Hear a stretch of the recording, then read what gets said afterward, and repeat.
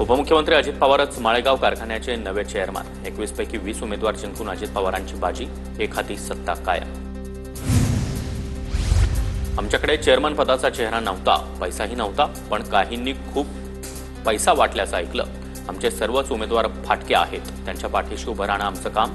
माळेगाव कारखाना निवडणुकीतील पराभवानंतर योगेंद्र पवार यांची प्रतिक्रिया।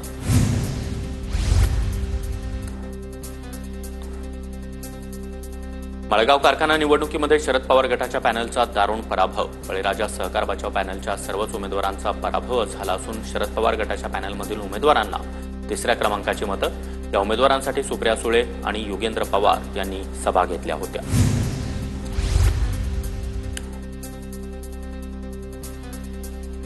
माळेगाव कारखान्यासाठी एक अपक्ष उमेदवार केवळ बिनविरोध निवडून होऊ नये म्हणून उभा राहिला। सत्तेपुढे आपला टिकाव लागणार नाही हे माहिती आहे, मात्र लोकशाही जिवंत ठेवण्यासाठी मी लढलो। शिवाजी कोकरे यांची प्रतिक्रिया।